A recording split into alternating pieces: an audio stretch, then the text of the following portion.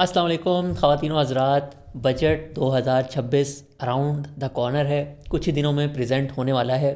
और आज हम इस इम्पॉर्टेंट चीज़ को समझेंगे कि ये हमारी इन्वेस्टिंग को कैसे अफेक्ट कर सकता है। बेसिकली जब भी बजट आता है तो आप उसमें दो चीज़ें चेक कर रहे होते हैं। एक चीज़ आप चेक करते हैं कि मैंने जो सोचा हुआ था कि PSX मुझे अगले एक साल में अच्छा रिटर्न देगी, PSX best asset class Pakistan में रहेगी कि नहीं। तो उसको आप चेक करते हैं अगले साल के जो पाकिस्तान के मैक्रोज होते हैं, मैक्रो इकोनॉमिक स्टेबिलिटी जो है वो मेंटेन रहेगी कि नहीं, ये चीज़ आप चेक करते हैं मैक्रोज से। और दूसरी चीज़ आप चेक करते हैं, क्योंकि आप स्टॉक मार्केट में टॉप बिजनेसमैन के साथ इक्वल पार्टनरशिप आपने की होती है और आपने अपने एंड पे ये देख रहे होते हैं कि ये वाला बिज़नेस पार्टनर जो है अभी के हिसाब से बेस्ट है। तो आप चेक करते हैं कि बजट में गवर्नमेंट ने कोई पॉलिसी तो नहीं ऐसी चेंज कर दी जिससे जो टॉप बिजनेसेस हैं टू इन्वेस्ट इन वो कहीं चेंज ना हो गए हों। और हो सकता है उसकी वजह से मुझे भी थोड़ा सा अपना पोर्टफोलियो चेंज करना पड़े, जिसको आम ज़बान में ये लोग कहते हैं कि बजट किस सेक्टर के लिए, किस कंपनी के लिए पॉजिटिव है, नेगेटिव है। तो आज हम ये सारी चीज़ें डिस्कस करेंगे। इसके साथ साथ बहुत इंपॉर्टेंट चीज़ जो कि हमने अपनी पिछली वीडियो में भी अनाउंस की थी कि आज से कुछ दिन बाद हम लोग फाइनेंशियल फ्रीडम पॉडकास्ट जो है वो स्टार्ट करने जा रहे हैं। और उसमें हमारा मकसद होगा कि डिफरेंट लोगों को उसमें बुला के उनको बताएं कि आपकी सिचुएशन के हिसाब से बेस्ट तरीका फाइनेंशियल फ्रीडम अचीव करने का क्या हो सकता है। और ऑब्वियसली फिर जो हमारे लोग हैं हमारी कम्युनिटी में वो उससे कनेक्ट करेंगे और अपना फाइनेंशियल फ्रीडम बेहतर तरीके से प्लान कर पाएंगे। तो अगर आप फाइनेंशियल फ्रीडम पॉडकास्ट पे गेस्ट बन के आना चाहते हैं, और इससे आपको दो फ़ायदे होंगे। एक, आपको अपनी फाइनेंशियल फ्रीडम जर्नी पे एक्सपर्ट एडवाइस मिल जाएगी डायरेक्टली फ्रॉम मी। और दूसरा, हर महीने में जो टॉप गेस्ट होगा फाइनेंशियल फ्रीडम पॉडकास्ट का, उसको हम इन्वेस्टिंग मास्टर क्लास 6.0 में फ्री एक्सेस भी देंगे। तो वीडियो के डिस्क्रिप्शन के लिंक में फाइनेंशियल फ्रीडम पॉडकास्ट ज्वाइन करने का लिंक मौजूद है, आप उसको फिल भी कर लें और बहुत जल्द हम ये इनिशिएटिव आपके साथ जो है वो लेकर आएंगे। तो आइए इस वीडियो को स्टार्ट करते हैं, जिसमें हम बजट 2026 हमारी इन्वेस्टिंग के लिए उसको डिस्कस करेंगे। सबसे पहले हम क्या करते हैं, बजट 2026 में जो मैक्रोस की फॉरवर्ड लुकिंग एनालिसिस है उसको थोड़ा सा देख लेते हैं। जैसे आपने देखा है पिछले महीनों में ऑयल जो है वो महंगा हुआ है, तो उसके हिसाब से अगले साल की इन्फ्लेशन कितनी हो सकती है उसके प्रोजेक्शंस जो हैं, तकरीबन अगर ऑयल अगले साल $90 का भी रहता है, यानी कि महंगा रहता है, कॉन्फ्लिक्ट भी 6 महीने और चलती रहती है, फिर भी हमारी इन्फ्लेशन जो है वो 9% के आसपास आएगी। तो उससे आप क्या अंदाज़ा लगाते हैं कि इंटरेस्ट रेट बहुत ज़्यादा इंक्रीज़ नहीं होंगे, ऑलरेडी जो है 11.5% पे हैं। तो अगर ऑयल महंगा भी रहता है तो इंटरेस्ट रेट जो बहुत ज़्यादा ऊपर नहीं जाएंगे, वो हमारी इन्वेस्टिंग के लिए अच्छा होता है। इसका मतलब है कि PSX अगले साल में भी नंबर 1 एसेट क्लास जो है पाकिस्तान के रहने के बहुत अच्छे चांसेस हैं। दूसरी इंपॉर्टेंट चीज़, करंट अकाउंट डेफिसिट पाकिस्तान में, जैसे डॉलर्स की अब तो पोजीशन बहुत अच्छी हो गई है, रिजर्व अच्छे हो गए हैं, तो आपने देखना होता है कि जो प्रोजेक्शंस हैं इंपोर्ट एक्सपोर्ट जितने चल रहे हैं उसके हिसाब से अगले साल में बहुत ज़्यादा डॉलर्स का डेफिसिट तो नहीं आएगा। तो उसके हिसाब से भी इवन दो ऑयल प्राइसेस महंगी हुई हैं, लेकिन फिर भी स्टेट बैंक के नंबर्स के हिसाब से अगले साल का भी current account deficit 1% of GDP या 4 से 5 बिलियन डॉलर की रेंज में रह सकता है। और ये तब है अगर ऑयल महंगा रहा। अगर ऑयल जो है सस्ता हो गया, कॉन्फ्लिक्ट रिजॉल्व हो गई या थोड़ी सेटल डाउन हो गई, तो फिर ये करंट अकाउंट डेफिसिट जो है सरप्लस में भी कन्वर्ट हो सकता है। फिर इसके साथ साथ एक और कंडीशन होती है जो IMF की, कि पाकिस्तान आपने ना प्राइमरी सरप्लस अचीव करना है। और ये एक बड़ा अच्छा इंडिकेटर होता है कि आपकी जो आमदनी है गवर्नमेंट की और आप जो खर्चे करते हैं उसमें एक बड़ा अच्छा बैलेंस है। तो इस साल भी IMF ने आपको कंडीशन दी है कि आपने 2% ऑफ GDP जो कि ऑलमोस्ट 3,000 अरब रुपए बन जाते हैं, आपने उसका प्राइमरी सरप्लस जो है वो अचीव करना है। और ये मेरे हिसाब से नंबर 1 कंडीशन होती है पूरे बजट में, जिसको IMF देख रहा होता है।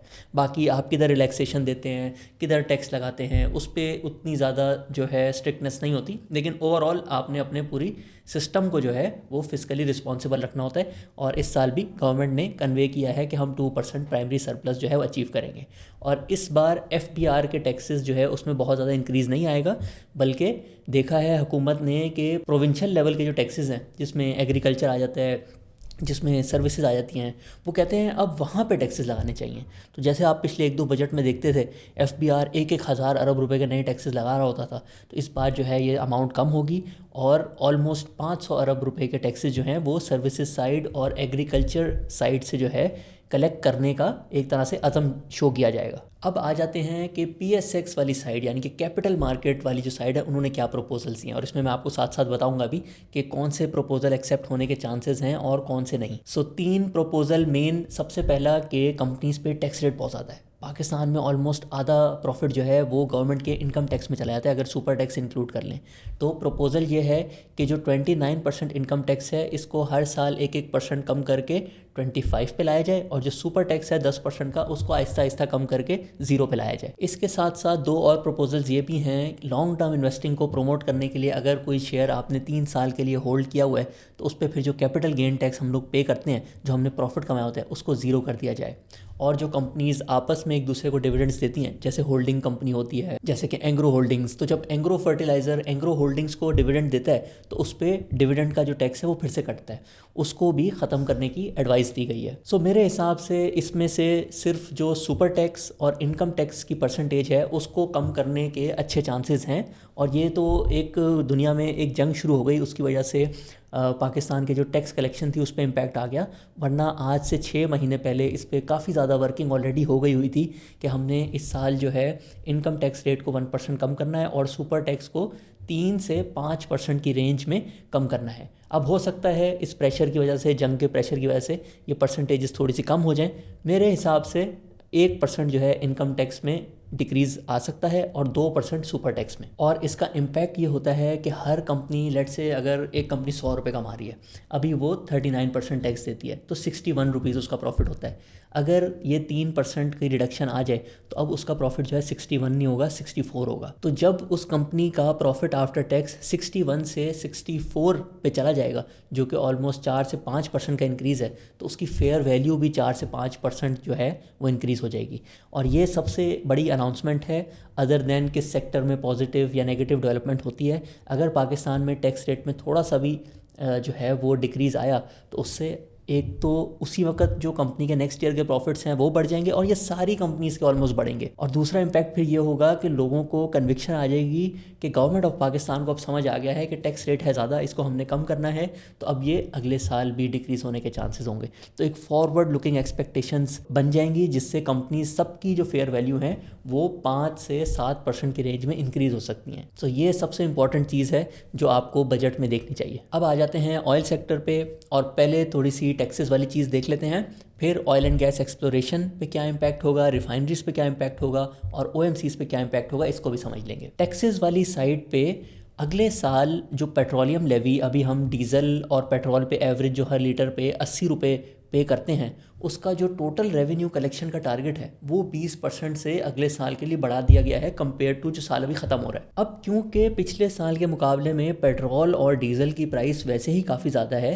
तो हम एक्सपेक्ट करेंगे कि अब जो अगला साल है उसमें पेट्रोल और डीजल लोग कम इस्तेमाल करेंगे, तो ज़्यादा लीटर्स बेच के और हर लीटर पे 80 रुपये अर्न करके पेट्रोलियम डेवलपमेंट लेवी फिर तो आप ये टारगेट अचीव कर नहीं सकते।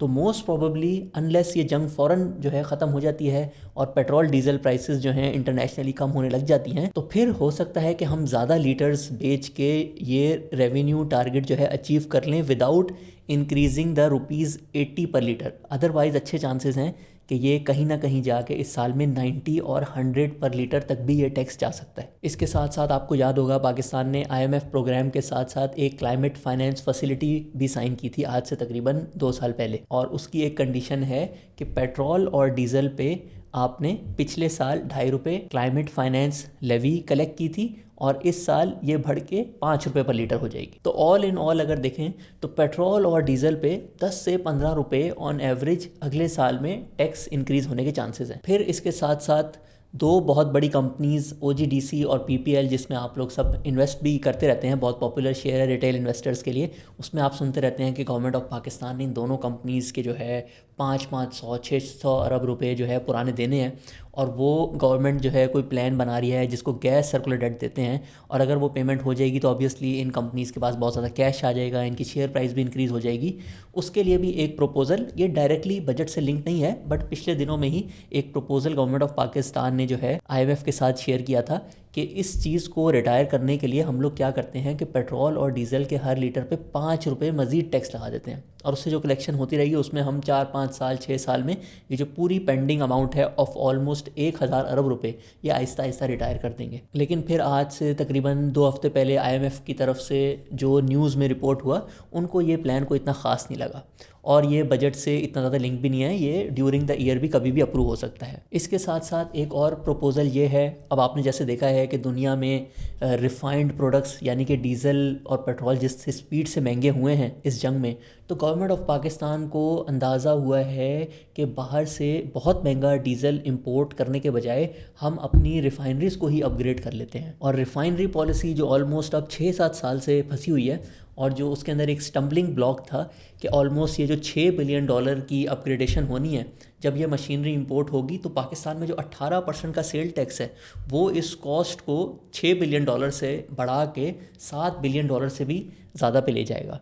तो रिफाइनरीज़ ने अपना प्रपोज़ल दिया है और गवर्नमेंट इस पे बहुत ज़्यादा एग्री भी करती है, बट उनको बड़ी डिफ़िकल्टी होती है आईएमएफ से अप्रूव कराने में कि ये सेल्स टैक्स जो है इसको एग्जेम्प्ट कर दिया जाए, जिससे रिफाइनरी पॉलिसी जो है वो एक तरह से अप्रूव हो जाएगी, कंपनीज़ जो हैं वो उस पर अपग्रेडेशन करने लग जाएंगी और हमारी रिफाइनरीज़ जो हैं वो मॉडर्न टेक्नोलॉजी के हिसाब से अपग्रेड हो जाएंगी। मेरे हिसाब से ये सेल्स टैक्स एग्जेम्पशन मिलने के अच्छे चांसेस हैं, क्योंकि आप देखें दुनिया में जो सूरत हाल चल रही है, जो ऑयल शॉर्टेज चल रही है, उसमें गवर्नमेंट को भी रियलाइज़ हो गया है कि रिफाइनरीज़ की अपग्रेडेशन का बहुत ज़्यादा फ़ायदा है। अभी तो हम सिर्फ जो अपना लोकल डीजल इस्तेमाल करते हैं वो हम लोकली प्रोड्यूस कर लेते हैं, लेकिन जब ये अपग्रेडेशन हो जाएगी तो उसके बाद हम लोग जो पेट्रोल भी बाहर से इंपोर्ट करना होता है उसकी भी ज़रूरत नहीं होगी, और हमें सिर्फ क्रूड ऑयल मंगाना होगा जितनी ज़रूरत होगी, और फिर हम उसको डीजल और पेट्रोल में ख़ुद कन्वर्ट कर लेंगे। इससे हमारा इंपोर्ट बिल भी कम होगा। अब इस साइड पे आ जाते हैं कि आईएमएफ के चांसेस क्यों बढ़ जाते हैं इस पॉलिसी को अप्रूव करने में, क्योंकि आईएमएफ भी देख रहा होता है दुनिया में क्या चल रहा है। आपने देखा होगा आईएमएफ और जो दूसरे इंस्टीट्यूशंस हैं वो कह रहे हैं अब इतना बड़ा जो ऑयल शॉक आया दुनिया में उसके लिए हमें कोई $100 बिलियन की जो है फाइनेंसिंग चाहिए होगी अलग अलग मुल्कों के लिए, इमर्जिंग मार्केट्स के लिए जो इस ऑयल शॉक से जो है बहुत ज़्यादा अफेक्ट हो गए हैं, तो हमें उनको जो है लोन्स देने होंगे ताकि वो अपनी इकॉनमी को जो है रिकवर करा सकें।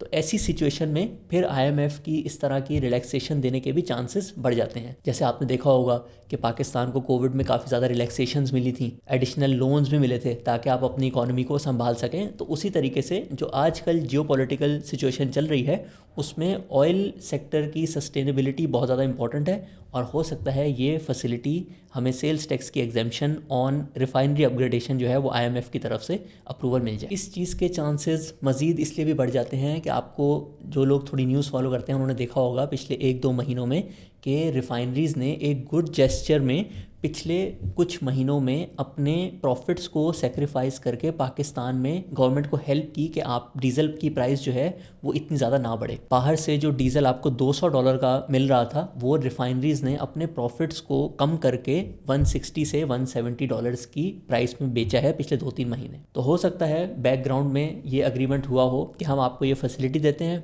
आप जो है फिर बजट में हमारा ये प्रॉब्लम सॉल्व करेंगे और हम लोग फिर रिफाइनरीज़ को अपग्रेड करेंगे, जिससे ओवरऑल पाकिस्तान का फ़ायदा होगा। तो अगर ये पॉलिसी अप्रूव हो जाती है बजट में तो फिर रिफाइनरीज अपग्रेडेशन की तरफ जाएंगी। ये पूरा सेक्टर जो कि एक नेगेटिव डेवलपमेंट वाला सेक्टर बन गया था पिछले बजट में जब फर्नेस ऑयल पे लेवी लग गई थी, ये एक पॉजिटिव सेक्टर बन जाएगा और सारी रिफाइनरी की कंपनीज़ को फ़ायदा होगा।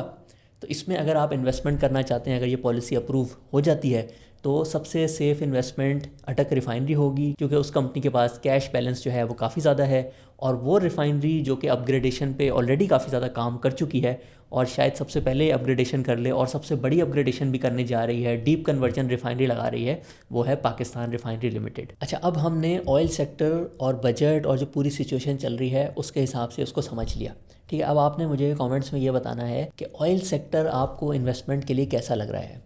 OGDC और PPL ने जो एक बड़ी डिस्कवरी की है जिसमें आज से 2 साल बाद 20,000 बैरल्स ऑफ ऑयल जो है पाकिस्तान में प्रोड्यूस होंगे, उससे अर्निंग्स ग्रोथ होंगी, तो क्या ये सेक्टर आपको इन्वेस्टमेंट के लिए अच्छा लग रहा है, या आपको लगता है कि ऑलरेडी जंग की वजह से जो ऑयल महंगा हुआ और उसकी वजह से जो अच्छे प्रॉफिट्स आने थे वो आ गए हैं और अब जंग जो है वो भी ख़त्म हो जाएगी, ऑयल प्राइसेस जो है नीचे आ जाएंगी, तो जो सारी हाइप बनी हुई है ऑयल सेक्टर की वो ऑलरेडी प्राइस्ड इन है। ये आपने मुझे कमेंट्स में ज़रूर बताना है। अब आ जाते हैं रियल इस्टेट सेक्टर पे। इससे पहले मैं आपको एक इम्पॉर्टेंट बात बताना चाहता हूँ। रीसेंट वॉर में PSX की करेक्शन के बाद उन तमाम लोगों के लिए जिन्होंने किसी भी वजह से PSX की 2024 या फिर 2025 की जर्नी मिस कर दी थी, उनके लिए एक सिमिलर अपॉर्चुनिटी क्रिएट हो रही है, और इस एस्पेक्ट को हमने फुल डिटेल में एक्सप्लेन किया है कि कैसे हिस्ट्री बताती है कि ऑयल शॉक्स के टाइम पे PSX में इन्वेस्टमेंट करना नेक्स्ट फ्यू ईयर्स में कितने अच्छे रिजल्ट्स दे सकती है। 100% गारंटी तो किसी भी चीज़ की नहीं होती, but famous thinker mark Twain कहते हैं, history doesn't repeat itself but it often rhymes. 2025 में PSX की परफॉर्मेंस और हमारी परफॉर्मेंस आप स्क्रीन पर देख सकते हैं। अगर आप इस अपॉर्चुनिटी को समझना और मज़ीद डिटेल में अंडरस्टैंड करना चाहते हैं तो वीडियो के डिस्क्रिप्शन में पहले लिंक पर जाकर हमारी एजुकेशनल रिसोर्सेज और SCCP रजिस्टर्ड सर्विसेज एक्सप्लोर कर सकते हैं। आपने देखा होगा कि पिछले 1-2 महीनों में रियल एस्टेट से रिलेटेड, कंस्ट्रक्शन सेक्टर से रिलेटेड कुछ ऑलरेडी पॉजिटिव डेवलपमेंट्स हुई हैं।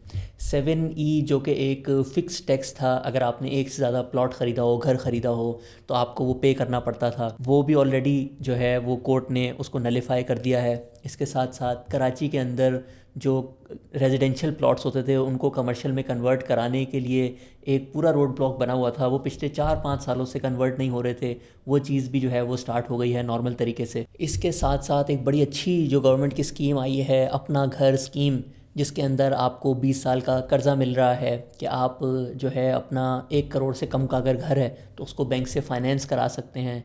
शायद जितना आप रेंट देते हैं उतने की ही आप इंस्टॉलमेंट दें तो वो घर 20 साल बाद जो है आपका भी हो जाएगा, वो भी ऑलरेडी अप्रूव हो गई है।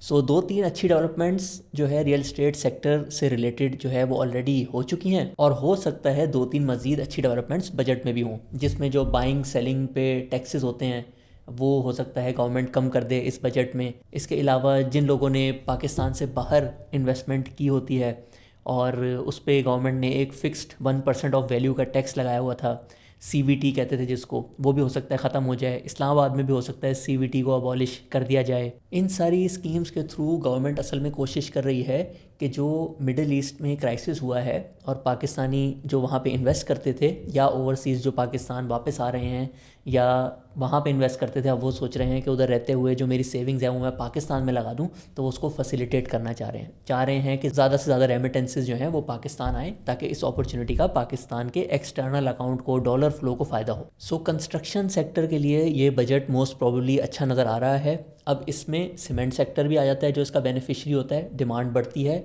फिर ग्लास सेक्टर भी आ जाता है और स्टील सेक्टर भी आ जाता है। अब इसको आपने समझने के लिए करना क्या है कि कंस्ट्रक्शन सेक्टर के लिए अगर बजट अच्छा आ रहा है, उसके साथ एक और चीज़ भी है जो कि कंबाइन करके आपको बताएगी कि कौन सा सेक्टर सबसे ज़्यादा फ़ायदा इसका उठा सकता है, और वो है पाकिस्तान और IMF ने जो ड्यूटी से रिलेटेड एक पूरा प्रोग्राम अग्री किया हुआ है कि आहिस्ता आहिस्ता पाकिस्तान में जो इंपोर्ट ड्यूटीज़ हैं वो कम होंगी। तो सबसे पहले अगर सीमेंट सेक्टर को देखें तो सीमेंट क्योंकि इतनी लो वैल्यू कमोडिटी होती है, वो बाहर से आप अगर इंपोर्ट करेंगे और उसको लेट से लाहौर तक लेकर आएंगे, उसका ख़र्चा इतना हो जाएगा कि वो कम्पीट नहीं कर पाएगा। इसीलिए कहते हैं सीमेंट कैन नॉट ट्रैवल। तो इस पूरे IMF और पाकिस्तान का जो प्रोग्राम है उसका सीमेंट सेक्टर पे कोई इम्पैक्ट नहीं होता, स्पेशली जो नॉर्थ की कंपनीज़ हैं। स्टील सेक्टर पे लेकिन बहुत ज़्यादा इम्पैक्ट होता है क्योंकि स्टील पे जो है बहुत ज़्यादा ड्यूटीज़ लगी हुई हैं, और अगर ये ड्यूटीज़ बहुत ज़्यादा कम होती हैं तो फिर स्टील सेक्टर वालों को भी अपनी प्राइसेस हो सकता है कम करनी पड़े। तो स्टील बिक तो ज़्यादा रहा होगा लेकिन शायद प्रॉफिट कम हो जाए, तो ये एक नेगेटिव चीज़ है स्टील सेक्टर के लिए। ग्लास इंडस्ट्री पे भी ड्यूटीज़ काफ़ी ज़्यादा हैं, लेकिन अगेन उनको वही ट्रैवल वाली प्रोटेक्शन थोड़ी सी हासिल है। ज़्यादातर ग्लास ऑब्वियसली क्योंकि आबादी ज़्यादा नॉर्थ में है, तो आप उसको अगर कराची से लाहौर, इस्लामाबाद, फैसलाबाद तक लेकर आएंगे तो वो जो उसको डिफ़िकल्ट होता है ट्रैवल करना, उसकी बहुत ज़्यादा कॉस्ट होती है। तो ये भी एक तरह से 50% प्रोटेक्टेड हैं इस ड्यूटीज़ वाले सिस्टम से। इसके अलावा स्टील सेक्टर के लिए एक पॉजिटिव डेवलपमेंट इस बजट में ये होगी जो कि पिछले बजट में जो है अग्री हुई थी कि फाटा पाटा में जो स्टील इंपोर्ट हो जाता था कम सेल्स टैक्स पे, उस पर गवर्नमेंट ने सेल्स टैक्स 10% का पिछले बजट में लगा दिया था, और ये अब अगले 4 सालों में 2-2% बढ़ के नॉर्मल रेट 18 तक आ जाएगा, जिससे कंपनीज़ को फ़ायदा होता है कम्पीट करने में। और अब 1-2 और प्रपोजल्स भी हैं सीमेंट इंडस्ट्री की तरफ से कि जैसे FED जो बैग पे लगी हुई है उसको कम कर दें, बट मेरे हिसाब से इसके चांसेस बहुत ज़्यादा कम हैं। और इसके अलावा एक और इम्पॉर्टेंट चीज़ होती है कि बजट में गवर्नमेंट ऑफ पाकिस्तान PSDP कितना रखती है, क्योंकि PSDP ज़्यादातर स्टील और सीमेंट पे ही खर्च होता है जो इंफ्रास्ट्रक्चर प्रोजेक्ट्स बन रहे होते हैं इसमें। लेकिन एक्सपर्ट चीज़ ये है कि आपने फेडरल PSDP पे फोकस करने के बजाय जो सूबों का PSDP होता है उस पर ज़्यादा फोकस करना है। सूबों में ज़्यादा जो है इंफ्रास्ट्रक्चर प्रोजेक्ट्स पे ख़र्चा होता है और वो ऑलमोस्ट जो अपना बजट रखते हैं साल का उसको स्पेंड भी करते हैं। तो अगर फेडरल PSDP इतना ज़्यादा नहीं बढ़े तो भी कोई इतना प्रॉब्लम नहीं है, क्योंकि ज़्यादा PSDP का जो ख़र्चा होता है और उससे फिर सीमेंट की सेल होती है, स्टील की सेल होती है, वो ज़्यादा सूबों से आता है। सो अब हमने रियल इस्टेट और उससे रिलेटेड जो सेक्टर्स हैं PSX में उनको भी समझ लिया। अब आपने अगर इसमें इन्वेस्टमेंट करनी हो तो मेरे हिसाब से सीमेंट सेक्टर ग्लास सेक्टर जो है वो रिलेटिवली ज़्यादा सेफ़ हैं, स्टील सेक्टर जो है उसमें इतनी अच्छी अर्निंग्स ग्रोथ भी नहीं हो रही, प्राइसेस का कंपटीशन भी बहुत ज़्यादा चल रहा है और ड्यूटी का भी ख़तरा है। और मेरे हिसाब से रिटेल इन्वेस्टर्स को एडवाइस ये होगी कि आप अगर सीमेंट सेक्टर में इन्वेस्ट कर रहे हैं तो नॉर्थ की कंपनीज़ पे ज़्यादा फोकस करें और साथ साथ इस चीज़ का ख्याल रखें कि उस कंपनी में इन्वेस्ट करें जिसके ऊपर डेट कम है, यानी कि उसके ऊपर बैंक का कर्जा कम है, ताकि अगर लेट से किसी वजह से कोल महंगा हो जाता है या थोड़ा टाइम लग जाता है इस पूरी सिचुएशन को रिजॉल्व होने में, तो आपकी कंपनी जो है उस पर कोई ऐसा प्रेशर ना आए। अच्छा, एक अब बड़ी अच्छी इंटरेस्टिंग चीज़ ना मैं आपके साथ शेयर करना चाहूँगा। ज़्यादातर लोग का माइंड बन रहा होगा कि रियल इस्टेट के लिए अच्छा बजट आ रहा है, कंस्ट्रक्शन के लिए अच्छा बजट आ रहा है, तो हो सकता है कंस्ट्रक्शन की एक्टिविटी शुरू हो सकता है प्लॉट की प्राइसेस जो पिछले 2-3 सालों में बहुत ही नीचे चली गई थी, शायद थोड़ी सी उसमें रिकवरी आ जाए 10-20% की। तो इस सूरत हाल में आपके हिसाब से क्या बेहतर होता है कि आपको रियल इस्टेट या प्लॉट में इन्वेस्ट करना चाहिए, या ये जो सीमेंट के शेयर्स हैं, कंस्ट्रक्शन रिलेटेड शेयर्स हैं, इनके भी प्रॉफिट्स बढ़ते हैं तो इसमें इन्वेस्ट कर लेना चाहिए। स्टॉक मार्केट फॉरवर्ड लुकिंग होती है तो ये बहुत दफ़ा जो है आपको जो डेवलपमेंट्स हो रही होती हैं उससे पहले ही प्रॉफिट दे देती है, और प्लॉट्स और ये सारे जो प्रोजेक्ट्स हैं ये 6 महीने 2 साल 1 साल बाद जाके इनकी प्राइसेस बढ़ती हैं। तो आपने मुझे कमेंट्स में अपने एक्सपीरियंस से, स्पेशली जो पुराने इन्वेस्टर्स हैं, आपने कमेंट्स में बताना है कि ऐसी सिचुएशन में जब आपको कंस्ट्रक्शन सेक्टर थोड़ा सा चलता हुआ नज़र आ रहा हो अगले 1-2 सालों में, तो फिर क्या बेहतर होता है कि पहले आप PSX में कंस्ट्रक्शन रिलेटेड कंपनीज से जो है वो ज़्यादा अपनी इन्वेस्टमेंट्स को बढ़ा लें, या बेहतर होता है कि आप रियल इस्टेट में डायरेक्ट इन्वेस्टमेंट कर लें। अब आ जाते हैं मेरे और आपके फेवरेट सेक्टर ऑटो सेक्टर पे, और इसमें भी बहुत ज़्यादा चेंजेस जो हैं वो बजट में एक्सपेक्टेड हैं। अच्छी बात यह है कि पिछले महीनों में जब एकदम से जंग शुरू हुई और फिर हमने UAE की लोन की रीपेमेंट भी की, ऑयल भी महंगा हो गया था, लोग सोच रहे थे हमारे रिज़र्व्स पे प्रेशर आएगा, तो अब ये प्रेशर जो है कम होता हुआ नज़र आ रहा है। पाकिस्तान के रिज़र्व्स $17 बिलियन से भी इंक्रीज़ हो गए हैं। हमने अच्छी फाइनेंसिंग पांडा बॉन्ड के थ्रू, यूरो बॉन्ड के थ्रू और सऊदी अरेबिया के थ्रू जो है वो ऑलरेडी कर ली है। Current account deficit despite high oil prices हमारा वेल कंट्रोल्ड है। तो ये जो एक रिस्क होता है इस पूरे सेक्टर पे कि अगर रिज़र्व्स कम होंगे तो फिर गवर्नमेंट ऑफ पाकिस्तान सोच सकती है कि भाई अगर हमें अपनी इंपोर्ट्स को कंट्रोल करना है तो सबसे पहले ये जो गाड़ियों की इंपोर्ट है ना इसको बंद कर देते हैं या हाफ़ कर देते हैं। उसके जो चांसेस थे वो बहुत ज़्यादा कम हो गए, जो कि इस पूरे सेक्टर के लिए बहुत ज़्यादा पॉजिटिव भी है। और अब जो बजट में थीम बन रहा है वो ये है कि जैसे ऑयल महंगा हुआ है तो गवर्नमेंट ऑफ पाकिस्तान को भी थोड़ा समझ आया है कि एक दफ़ा अगर मैं एक गाड़ी इंपोर्ट कर लूँ ना और हर साल मुझे उसका ऑयल ना मंगाना पड़े बाहर से, डॉलर्स ना खर्च करने पड़े, तो शायद वो बेहतर हो। इसी वजह से government of Pakistan full mood में लग रही है कि उन्होंने PHEVs, EVs और जो रीव्स होती हैं, सारी जो बैटरी से चलने वाली गाड़ियाँ होती हैं, उस पर ड्यूटीज़ कम करके, सेल्स टैक्स कम करके उनकी प्राइसेस को नीचे लाने की कोशिश कर रहे हैं, ताकि पाकिस्तान में ज़्यादा से ज़्यादा लोग जो हैं वो PHEVs ख़रीदें, इलेक्ट्रिक व्हीकल्स ख़रीदें, ताकि शुरू में तो चलें, एक दफ़ा गाड़ी आ गई उससे हो सकता है गाड़ियों का जो इंपोर्ट बिल है वो $500 मिलियन, $1 बिलियन से इंक्रीज़ हो जाए, लेकिन फिर जो हर साल वो गाड़ियाँ पेट्रोल इस्तेमाल करती थी वो इंपोर्ट नहीं करना पड़ेगा आपको। सो इस पूरे सेक्टर को समझने के लिए ना आप इसको ऐसे भी समझ सकते हैं कि 4 डिफरेंट टाइप्स ऑफ प्लेयर हैं ऑटो सेक्टर में। एक तो वो लॉबी है जो कि कहती है कि इंपोर्टेड गाड़ी पाकिस्तान में आनी चाहिए, तो वो कहते हैं कि इंपोर्टेड गाड़ियों पर ड्यूटी कम करो, लेकिन इंपोर्टेड गाड़ियों के बहुत मसले हैं, ना आपको बाद में सर्विस मिलती है, 5-5, 7-7 साल पुरानी गाड़ी जो है वो आ जाती है पाकिस्तान में। और ऑब्वियसली ये जो सारी इलेक्ट्रिक व्हीकल्स हैं ये तो अभी दुनिया में आई हैं, तो अगर आप 5 साल पुरानी गाड़ी मंगाएंगे तो मोस्ट प्रॉब्ली वो फिर पेट्रोल भी इस्तेमाल करेगी जो कि इम्पोर्टेड होता है। दूसरी तरफ फिर आ जाते हैं पार्ट्स मैन्युफैक्चरर।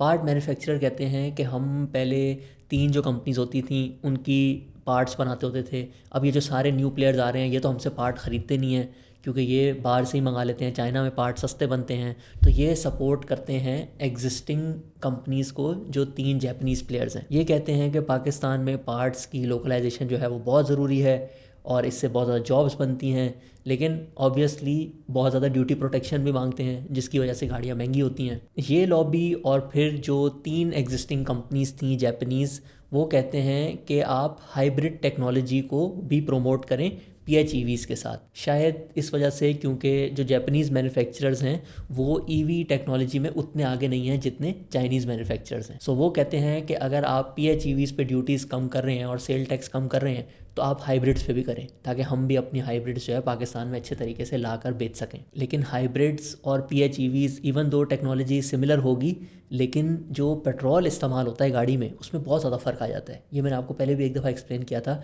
कि अगर आपके पास लेट से एक PHEV है, वो आप मुश्किल से महीने में एक दफ़ा जब शहर से बाहर जाएंगे तभी उसमें पेट्रोल डलवाएंगे। लेकिन जो आपकी हाइब्रिड होगी वो जो है आपको बेहतर एवरेज दे देगी, लेकिन फिर भी 60-70% तो पेट्रोल फिर भी इस्तेमाल होगा जितना आपका एक नॉर्मल इंजन वाली गाड़ी में होता है। सो क्योंकि आप PHEV को हर दिन चार्ज कर लेते हैं, हर दूसरे दिन चार्ज कर लेते हैं, तो उसकी जो पेट्रोल कंजम्पशन होती है वो बहुत ज़्यादा कम होती है कंपेयर टू हाइब्रिड टेक्नोलॉजी, और इसी वजह से फिर पाकिस्तान का इंपोर्ट बिल भी कम होता है ऑयल का। और चौथा प्लेयर जो इस इंडस्ट्री में आ जाता है वो है न्यू चाइनीज़ प्लेयर्स, जिसके अंदर साजगार आ जाती है, जिसके अंदर PSX में और कंपनीज़ को अगर देखें तो जैको ब्रांड आ जाती है जो कि NCPL और NPL के थ्रू गाड़ियाँ बेच रहे हैं। और ऐसा लगता है कि गवर्नमेंट इस पर्टिकुलर PHEVs, EVs और जो NEVs होती हैं उस पे सबसे कम सेल टैक्स और सबसे कम ड्यूटीज़ रखेगी इस बजट में।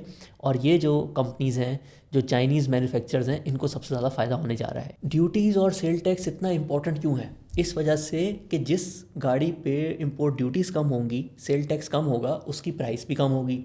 ठीक है, तो नंबर 1 कार फ्रेमवर्क के हिसाब से वो गाड़ी ज़्यादा बिकेगी, और जब गाड़ी ज़्यादा बिकेगी तो उस कंपनी के फिर प्रॉफिट्स भी ज़्यादा होंगे। तो इसी वजह से आपने बजट में जो ड्यूटीज़ और सेल टैक्स देखना है कि गवर्नमेंट गाड़ियों पे किस तरीके से सेट करती है, वो फिर आपको बताएगा कि नंबर 1 कार फ्रेमवर्क में कौन सी कंपनीज आ रही हैं। और अभी जो सारी न्यूज़ आ रही है उसके हिसाब से लग रहा है कि साजगार, निशात चुनिया पावर, निशात पावर जो कि जैको ब्रांड को हैंडल करते हैं, ये मेजर विनर्स होने जा रहे हैं। हो सकता है कि गवर्नमेंट PHEVs पे अगर बहुत कम सेल टैक्स करे, ड्यूटीज़ करे, तो इंडस मोटर्स जो कि टोयोटा ब्रांड जो है पाकिस्तान में हैंडल करती है, हो सकता है वो भी अपनी PHEV आहिस्ता आहिस्ता पाकिस्तान में लाने लग जाए, और इससे फिर सबका फ़ायदा होगा। एक और कंपनी जो कि अगेन पावर सेक्टर में आती है, हबको, वो पाकिस्तान में BYD ब्रांड को हैंडल करती है। तो अगर ये NEVs पे ड्यूटीज़ और सेल टैक्स कम होता है तो वो भी अपनी मज़ीद गाड़ियाँ पाकिस्तान में ला सकते हैं, तो उनको भी फ़ायदा हो सकता है। नंबर 1 कार फ्रेमवर्क से रिलेटेड मैं आपसे एक क्वेश्चन पूछना चाहूँगा, और आपने मुझे कमेंट्स में बताना है कि 60 लाख से 80 लाख की रेंज में आपको बेस्ट गाड़ी कौन सी लगती है, 90 लाख से लेके 1 करोड़ 20 लाख की कैटेगरी में आपको कौन सी गाड़ी बेस्ट लगती है। ये दोनों चीज़ें आपने मुझे कमेंट्स में बतानी है, ताकि हमारी पूरी कम्युनिटी को आइडिया हो कि नंबर 1 कार फ्रेमवर्क के हिसाब से कौन सी कंपनी जो है वो सबसे अच्छी लग रही है। अब आ जाते हैं जी एक्सपोर्ट रिलेटेड कंपनीज़ पे, और एक्सपोर्टर्स में जो टैक्स रेट में चेंज आ सकता है उसके हिसाब से एनालाइज करते हैं कि इसमें किन कंपनीज़ पे अफेक्ट आ सकता है। सो इसमें IT इंडस्ट्री आ जाती है, टेक्सटाइल की इंडस्ट्री आ जाती है। सो IT इंडस्ट्री से रिलेटेड सबसे इंपॉर्टेंट चीज़ तो ये है कि ये जितना एक्सपोर्ट कर रहे होते हैं उसके हिसाब से आज से 3 साल पहले गवर्नमेंट ने कहा था कि आप जितना भी एक्सपोर्ट करेंगे उसका 0.25% आपने सिर्फ इनकम टैक्स पे करना होगा। ये स्कीम अब से एक्सपायर हो रही है, तो आपने ये ज़रूर देखना है कि इसको गवर्नमेंट ऑफ पाकिस्तान एक्सटेंड करती है कि नहीं। जिस तरीके से IT सेक्टर को प्रमोट किया जा रहा है और गवर्नमेंट टारगेट बताती है कि हमने $10 बिलियन एक्सपोर्ट पे जाना है, 20 पे जाना है, तो मोस्ट प्रॉब्ली ये चीज़ एक्सटेंड हो जाएगी, लेकिन आपने इस पर नज़र रखनी है। फिर एक और बड़ी डिस्टिंक्शन और प्रॉब्लम पाकिस्तान में कि फ्रीलांसर्स अगर बाहर एक्सपोर्ट करते हैं तो उन पे टैक्स ऑब्वियसली कम अप्लाई होता है, लेकिन वही IT का वर्कर अगर किसी कंपनी में सैलरी ले रहा है तो उस पर उसको ऑलमोस्ट 25-30% टैक्स देना पड़ता है। तो कंपनीज़ कहती हैं कि आप बड़ी कंपनी को बनाने में, और ऑब्वियसली वो बड़े ऑर्डर्स लेकर आ सकती है। पाकिस्तान में एक फ्रीलांसर किसी से $10 मिलियन का ऑर्डर तो ला नहीं सकता। तो अगर कंपनीज़ को आप एक तरह से उनकी कॉस्ट इंक्रीज़ कर रहे हैं एक्स्ट्रा टैक्स की वजह से ऑन सैलरीज़, तो आप एक तरह से पाकिस्तान में जो बड़ी IT कंपनीज़ बनती हैं जैसे इंडिया में बनी है उसको डिस्करेज कर रहे हैं। तो IT कंपनीज़ कहती हैं कि इस डिस्टॉर्शन को आप ख़त्म करें और IT सेक्टर की सैलरीज़ पे टैक्स रेट को कम करें। लेकिन अगेन ये करना बहुत मुश्किल है। आप कैसे डिस्टिंग्विश करेंगे कि इस वाली सैलरी पे कम टैक्स होगा, इस पे जो है ज़्यादा होगा? तो मोस्ट प्रॉब्ली ये चीज़ एक्सेप्ट नहीं होगी। इसका कोई और सोल्यूशन जो है गवर्नमेंट ऑफ पाकिस्तान को लेके आना होगा। फिर अगर गुड्स एक्सपोर्टर वाली कंपनीज़ की बात कर लें तो आज से 3-4 साल पहले उन पे फिक्स्ड 1% टैक्स होता था। जितनी एक्सपोर्ट करेंगे 1% टैक्स देना होगा। फिर इनको नॉर्मल टैक्स में ले आए, यानी कि जितना प्रॉफिट होगा उसका 39% टैक्स इंक्लूडिंग सुपर टैक्स, और जो मिनिमम टैक्स रेट था उसको भी 1% से बढ़ा के 2% कर दिया गया। अब ये बातें हो रही हैं कि 2% को वापस 1% पे ले जाया जाए और शायद ये जो नॉर्मल टैक्स रिजीम है इसको भी फिक्स्ड में वापस कन्वर्ट कर दिया जाए। लेकिन मुझे पर्सनली 2% को 1% करने के तो चांसेस लग रहे हैं, लेकिन ये जो फिक्स टैक्स रिजीम में वापस जाना और जो 39% टैक्स होता था उसको अबॉलिश कर देना, मुझे इसके चांसेस कम लग रहे हैं। हाँ, ये हो सकता है कि सुपर टैक्स जो है एक्सपोर्टर्स पे उसको ख़त्म कर दिया जाए, तो इंस्टेड ऑफ 39% 29% आपको टैक्स देना पड़े। अगर ऐसा होता है तो इसके मेजर बेनिफिशरीज़ जो हैं, सबसे बड़ी इंटरलूप हो सकती है, क्योंकि वो अच्छा मार्जिन कमाते हैं अपनी सेल्स पे। तो इंस्टेड ऑफ 39% अगर वो 29 देंगे तो उससे उनके प्रॉफिट्स जो हैं वो इंक्रीज़ हो जाएंगे। इसके अलावा इस पॉलिसी चेंज के दूसरे बेनिफिशरीज़ हो सकते हैं सीमेंट के साउथ प्लेयर्स, क्योंकि वो साउथ से बहुत ज़्यादा एक्सपोर्ट करते हैं सीमेंट, तो उधर भी अगर 39% के बजाय 29% टैक्स हो जाए तो उससे उनको फ़ायदा हो जाएगा। मीट एक्सपोर्टर्स को फ़ायदा हो सकता है। पिछले 2-3 सालों में पाकिस्तान में कॉपर एक्सपोर्ट्स बहुत तेज़ी से बढ़ रहे हैं और 1-2 लिस्टेड कंपनीज़ जो हैं वो इस काम में हैं भी। तो अगर वो अपना कॉपर का एक्सपोर्ट फिर से रिज्यूम करते हैं और उस पर टैक्स रेट कम होता है तो उनको भी फ़ायदा हो सकता है। मैं मुग़ल की बात कर रहा हूँ, ये लोग पहले कॉपर एक्सपोर्ट करते होते थे और हो सकता है अगर ये टैक्स रेट कम हो तो फिर से उसको रिज्यूम कर दें। और इसके साथ साथ फार्मा सेक्टर भी जो है अब काफ़ी ज़्यादा एक्सपोर्ट पर फोकस कर रहा है, तो अगर एक्सपोर्ट का टैक्स कम होता है तो फार्मा सेक्टर की कंपनीज़ को भी थोड़ा सा फ़ायदा हो जाएगा। बैंकिंग सेक्टर पे आ जाते हैं, और बैंकिंग सेक्टर के लिए मोस्ट प्रॉब्ली इस बजट में कोई चीज़ इतनी इंपॉर्टेंट नहीं होगी। बस जो tax rate, income tax rate और सुपर टैक्स रेट अगर कम हुआ तो उससे इनको भी फ़ायदा हो जाएगा। और बैंकिंग सेक्टर के लिए सबसे इंपॉर्टेंट चीज़ यही होती है कि मैक्रो इकोनॉमिक स्टेबिलिटी जो है वो मेंटेन रहे, क्योंकि सबसे ज़्यादा कर्जा आपको पता है इन्होंने किसको दिया होता है, गवर्नमेंट को दिया होता है। तो जब गवर्नमेंट इररिस्पॉन्सिबली बिहेव करती है तो फिर वो जो कर्ज़ा होता है उसके वापस मिलने के चांसेस जो हैं थोड़े से कम हो जाते हैं, और उससे बैंकिंग सेक्टर पे बहुत ज़्यादा प्रेशर आता है। So as such banking sector के लिए इस बजट में कोई ख़ास चीज़ नहीं होगी।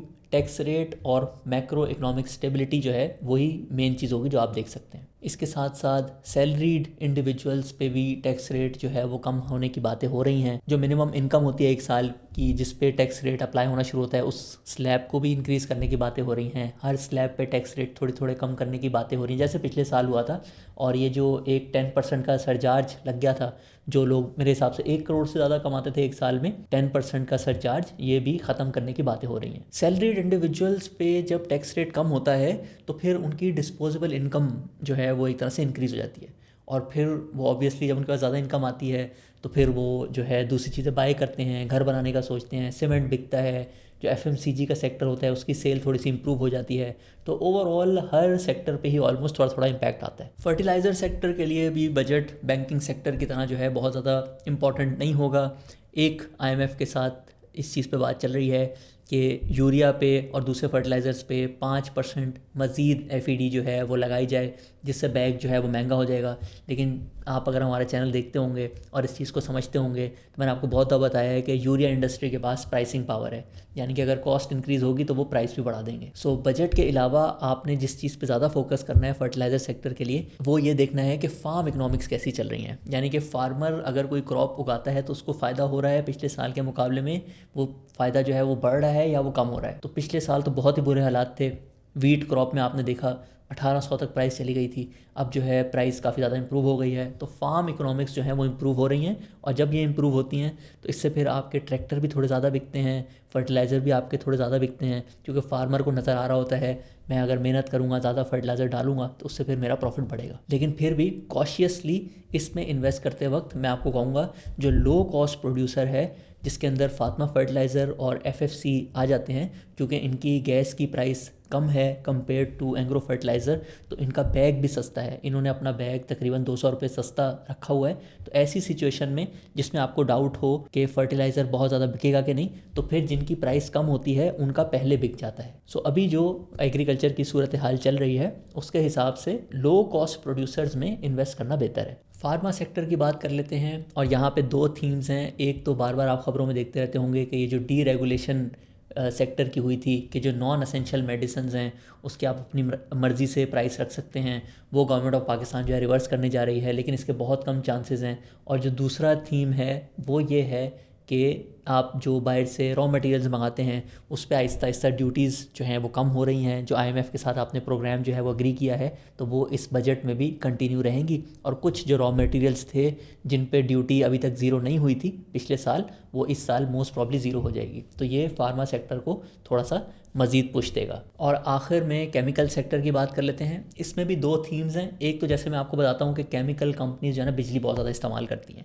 तो बिजली की पहले आप देखते थे कि जब बजट आता था उसके थोड़े दिन बाद जो एनुअल इंक्रीज़ आना होता था इलेक्ट्रिसिटी की प्राइसेस में वो आता होता था। लेकिन अब आईएमएफ के साथ एग्री हुआ है कि गर्मियों में ऑलरेडी लोगों का बिल जो है वो ज़्यादा आ रहा होता है, लोगों ने एसी चलाया होता है या ज़्यादा इलेक्ट्रिसिटी इस्तेमाल कर रहे होते हैं। तो आप जुलाई के महीने में जब जाके प्राइस इंक्रीज़ कर देते हैं तो उससे जो है बहुत ज़्यादा इम्पैक्ट आ जाता है एकदम से लोगों पे।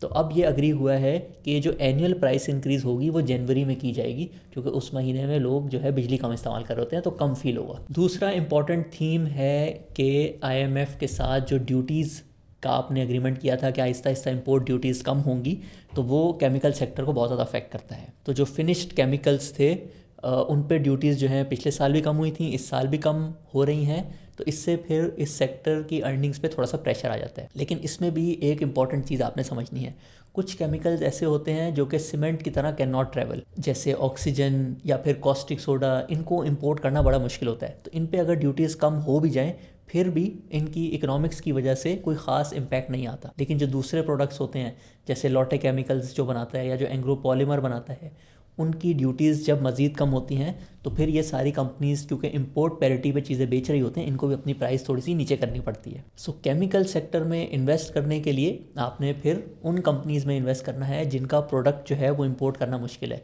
जिसमें कॉस्टिक सोडा में जैसे हमने एक वीडियो भी बनाई थी, इत्तेहाद केमिकल्स भी आ जाती है, सितारा केमिकल्स भी आ जाती है। फिर अगर आप ऑक्सीजन के बिज़नेस में आ जाएँ तो गनी केमिकल्स भी आ जाती है और उसके साथ साथ पाक ऑक्सीजन भी आ जाती है। सो ये थी आज की बड़ी स्पेशल वीडियो जिसमें हमने बजट 2026 के बारे में डिस्कशन की, ओवरऑल मैक्रोस पे भी बात की, इंडिविजुअल सेक्टर्स पे क्या क्या हो सकता है और उसके हिसाब से आप कैसे अपनी इन्वेस्टिंग प्लान कर सकते हैं उसके बारे में भी बात की। और थोड़े ही दिनों में जैसे ही ये बजट अनाउंस होगा हम अपने चैनल पे एक पोस्ट बजट 2026 वीडियो भी आपके लिए लेकर आएंगे, ताकि ये जो सारी चीज़ें होती हैं नहीं होती हैं और उसके हिसाब से आप कैसे अपनी इन्वेस्टिंग को इम्प्रूव कर सकते हैं वो आपको मज़ीद अच्छे तरीके से समझ आ जाए। इसके साथ साथ आपको याद दिलाता जाऊँ, जो लोग हमारे फाइनेंशियल फ्रीडम पॉडकास्ट में इंटरेस्टेड हैं एज अ गेस्ट, इसमें आपको अपनी फाइनेंशियल फ्रीडम जर्नी किस तरीके से बेस्ट तरीके से प्लान कर सकते हैं उस पर भी गाइडेंस मिलेगी। और हर महीने फाइनेंशियल फ्रीडम पॉडकास्ट के एक गेस्ट को हम लोग इन्वेस्टिंग मास्टर क्लास 6.0 का एक्सेस भी देंगे। सो वीडियो के डिस्क्रिप्शन में फाइनेंशियल फ्रीडम पॉडकास्ट के लिंक पे जाके अपने आप को ज़रूर रजिस्टर कर लें। उम्मीद है आज की वीडियो आपको पसंद आई होगी। अपना बहुत ख्याल रखें। बहुत जल्द एक और स्पेशल वीडियो के साथ हाजिर होंगे। Take care. अल्लाह हाफ़िज़।